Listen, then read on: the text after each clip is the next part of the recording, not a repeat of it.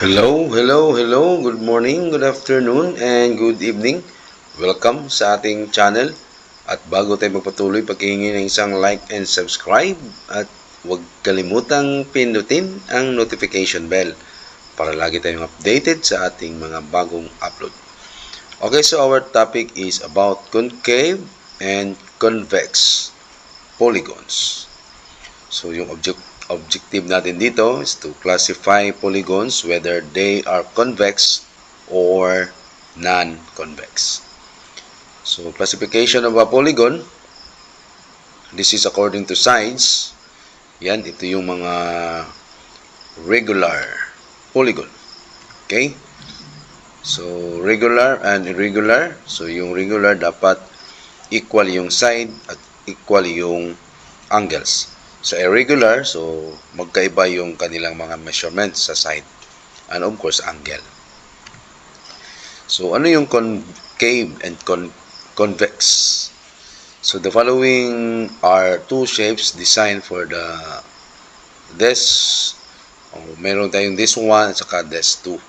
So titingnan natin ha.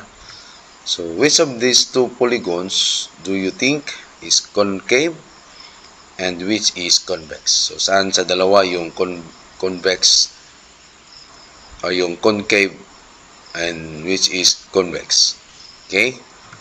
So which of these two shape do you think is better and why? Okay, so titingnan natin. So ito yung this one, ito yung convex. So ang pangalawa ay ang concave. Okay? So ito yung real life uses dito sa architecture, engineering, design, and of course manufacturing. So convex polygon and concave polygon. So convex, yan ang mga convex polygon at saka yung concave polygon. So ano yung ibig sabihin ng convex polygon? So sa vertices point outward. So palabas siya, pushes out yung mga vertex niya. So napalabas. While sa concave ay at least one vertex point inward, pasulod. Okay? Pasulod yung niya, yung vertex niya.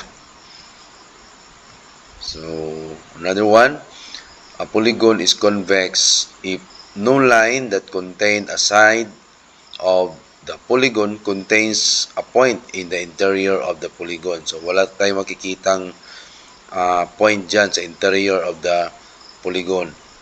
Okay? So nasa vertex lahat yan.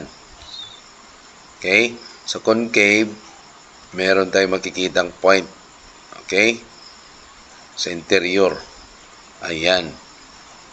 So another example or definition. So ang convex polygon, yung diagonals niya is in interior angle or diagonals lies completely inside the polygon. Okay? So yung diagonal, a line segment drawn between any two points. So i-draw natin. Okay? Yung diagonal.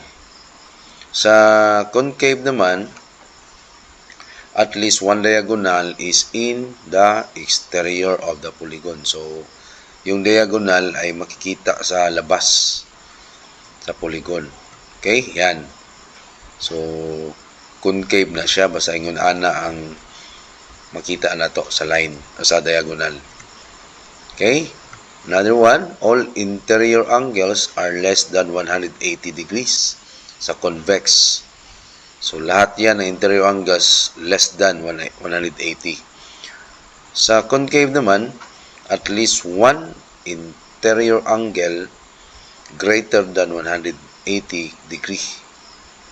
Okay? So, may makikita kang interior angle greater than 180 degree. So, that is a concave polygon. Or ito yung tinatawag nating reflex angle. Reflex angle measures more than 180 but less than 360. Yan ang reflex angle. Okay? Wag na yan. So, dito tayo, convex polygon. So, yung vertices niya, point outward. Okay? Palabas yung vertex niya or pushes outward or pushes out. Yung concave naman, at least one vertex point inward. Pasulod. Okay? So, no line contains a side of the polygon contains a point in the interior of the polygon. So, diagonals is in the interior of the polygon. So, yung diagonal nasa loob ng interior of the polygon. Hindi siya makalabas. So, sa concave, at least one diagonal is in the exterior of the polygon. So, lalabas yung diagonal dyan sa concave. And sa convex naman, all interior angles are less than 180 degree. Sa concave, merong isang interior angle na greater than 180 degree. So, that is a reflex angle. Okay, so yan lang muna yung topic natin. So, maraming salamat sa panonood at pakikinig. At again, sa hindi pa nakasubscribe, paki-subscribe na lang at huwag kalimutang pindutin ang notification bell para updated po tayo sa ating mga bagong upload. At paki-follow na rin sa ating Facebook page, Sir Ariel Math Review. Maraming salamat.